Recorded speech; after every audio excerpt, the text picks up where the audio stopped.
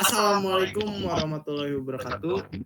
Di sini kami akan mempresentasikan hasil tugas kelompok besar mengenai identifikasi bahaya pada tempat tambal ban di pinggir jalan menggunakan metode Job Safety Analysis atau JSA. Di sini saya Riko Ferdian Hakim dengan NRP 13 2022 009 serta kawan saya. Saya Izzatin Aulia Rahma dengan NRP 1320222115. Oke, kita lanjut ke slide selanjutnya.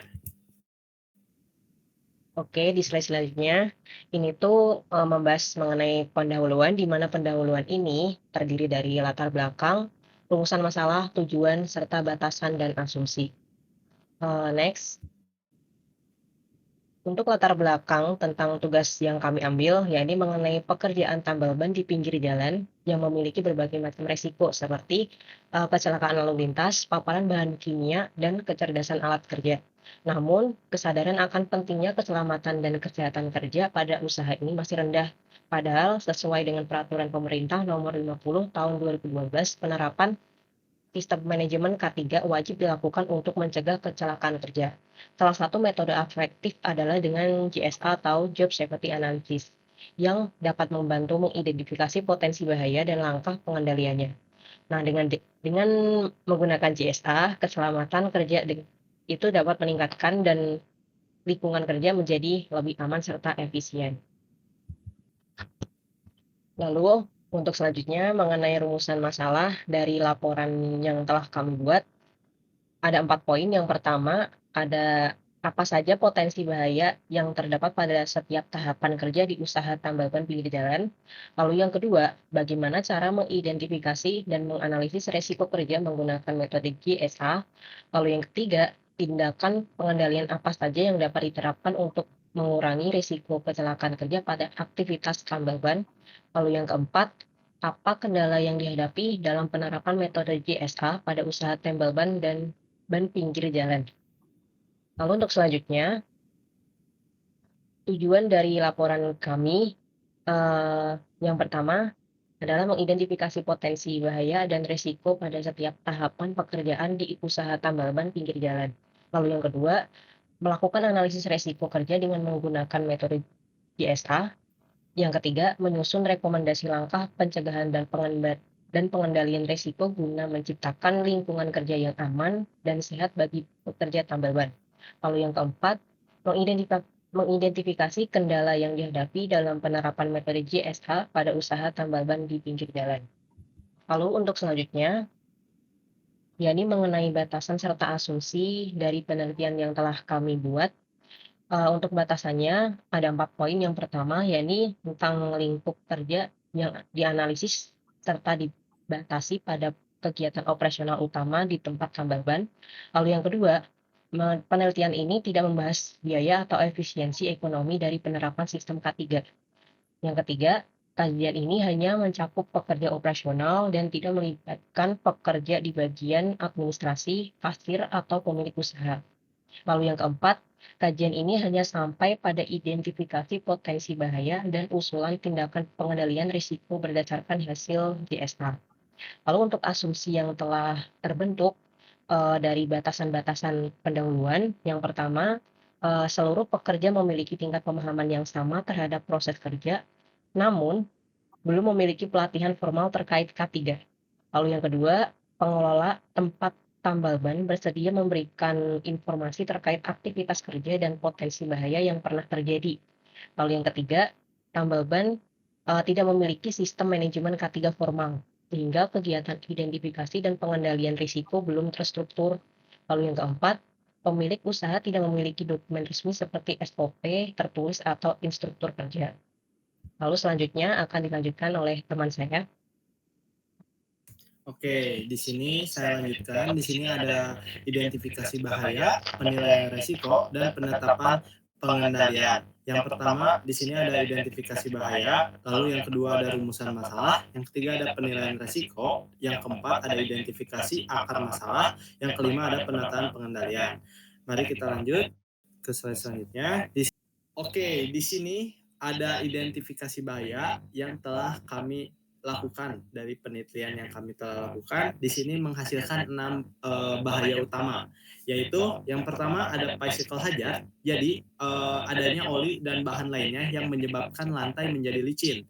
Lalu yang kedua, di sini tuh udah ada chemical hazard, jadi paparan kontaminasi bahan bakar kendaraan dan bahan kimia lainnya. Lalu yang ketiga ada biological hazard, jadi ada penumpukan debu dan kotoran, ada kotoran juga di air yang berasal dari ban saat pemeriksa kebocoran sehingga memicu timbulnya bakteri atau virus. Lalu yang keempat di sini ada ergonomical hazard. Jadi tukang tambal bannya itu posisinya tuh jongkok dan membungkuk saat membersihkan area ban yang bocor menggunakan sikat baja. Jadi itu posisinya tidak benar. Lalu yang kelima di sini ada mechanical hazard. Jadi itu tuh penggunaan alat pres yang melibatkan api dan material berupa karet beresiko mengakibatkan terjadinya kebakaran. Seperti itu. Lalu yang terakhir di sini yang keenam ada bicycle social hazard. Di sini tuh ada tekanan yang diberikan untuk operator dari pelanggan untuk menyelesaikan dalam waktu singkat dan kekhawatiran akan keselamatan diri dari resiko kecelakaan kerja.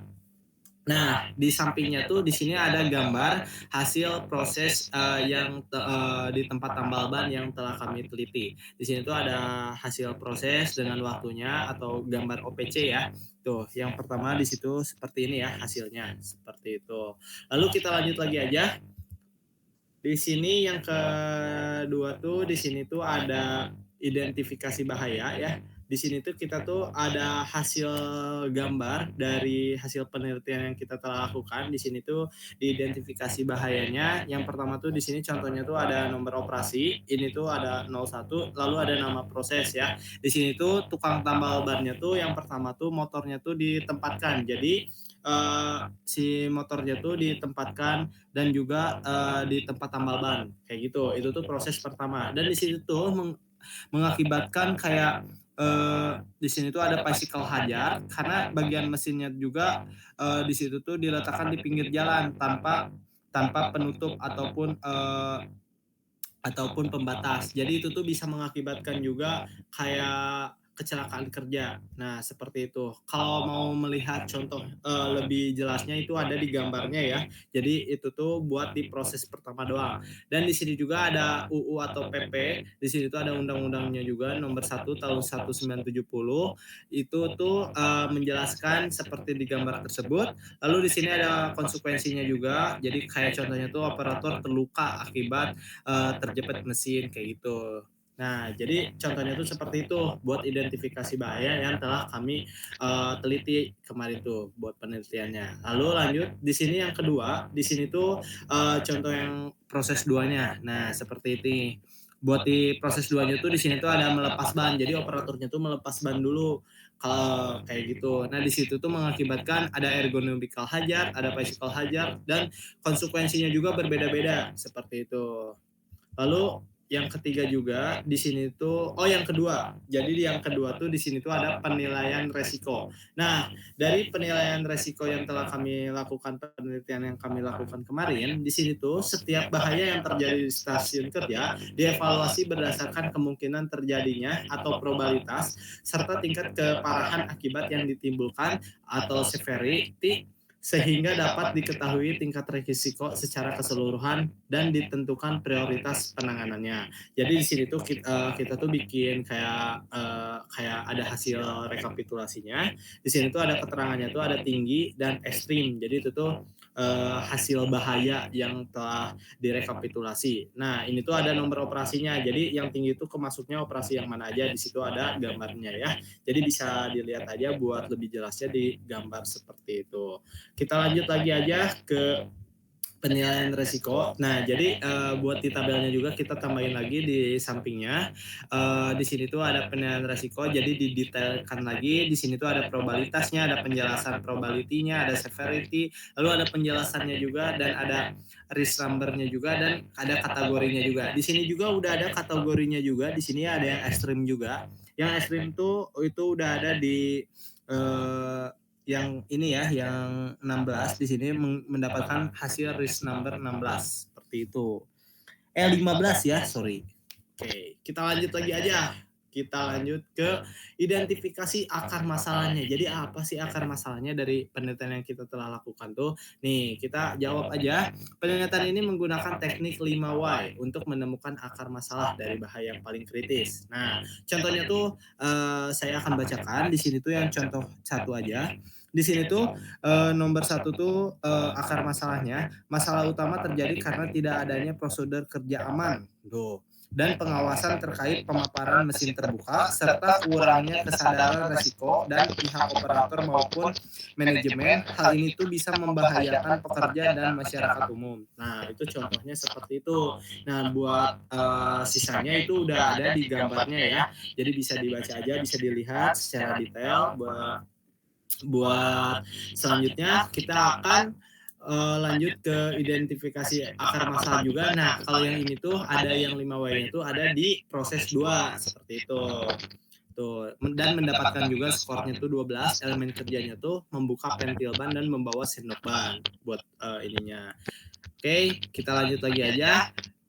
Nah, buat di sini ada penetapan pengendalian. Nah, buat penetapan pengendalian yang telah kami lakukan kemarin, kami menghasilkan di sini tuh ada akar masalah dan di sini tuh akar masalahnya tuh bisa dilihat aja buat di gambarnya dan juga di sini juga pengendalian resikonya juga kita tuh mendapatkan tuh ada rekayasa kontrol dan juga administrasi. Nah, kebanyakannya tuh itu antara rekayasa kontrol dan administrasi.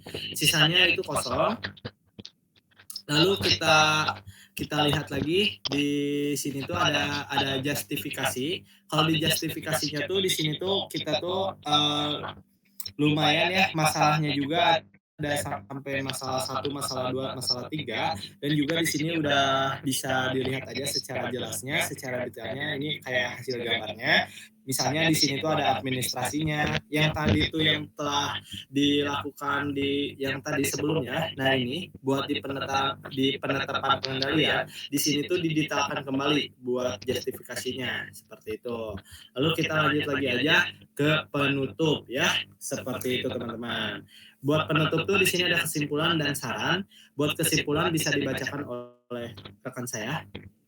Oke, mengenai kesimpulan dan saran dari yang telah dijelaskan oleh rekan saya, dari pengidentifikasian bahaya hingga pengendaliannya, untuk kesimpulannya bisa disimpulkan bahwa pekerjaan tambal ban di pinggir jalan memiliki berbagai potensi bahaya, bisa mulai dari kecelakaan lalu lintas hingga paparan bahaya kimia dan resiko ergonomi. Untuk metodenya itu bisa menggunakan JSA yang telah terbukti efektif untuk mengidentifikasi dan menganalisis potensi bahaya di setiap tahapan kerjanya. Untuk beberapa resiko yang berada pada kategori tinggi hingga ekstrim, terutama akibat minimnya penggunaan APD, lingkungan kerja yang tidak aman, dan postur kerja yang buruk, serta pengendalian risiko dapat dilakukan melalui eliminasi, rekayasa teknis, prosedur kerja, dan penggunaan APD.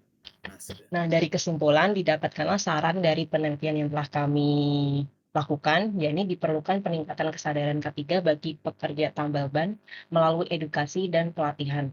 Penggunaan alat pelindung diri seperti sarung tangan dan sepatu safety harus menjadi kebiasaan kerja. Perbaikan kondisi tempat kerja seperti menata ulang lokasi, serta memperbaiki permukaan kerja juga sangat penting untuk dilakukan. Nah, selain itu, penerapan SOP dan evaluasi resiko secara berkala juga perlu dilakukan untuk memastikan keselamatan kerja secara berkelanjutan. Oke, sekian dari kami. Apabila tadi ada kesalahan dalam kata-kata ataupun dari kalimat atau gambar yang tidak diinginkan, mohon dimaafkan. Wabillahi taufiq walhidayah. Wassalamualaikum Wassalamualaikum warahmatullahi warahmatullahi wabarakatuh. wabarakatuh.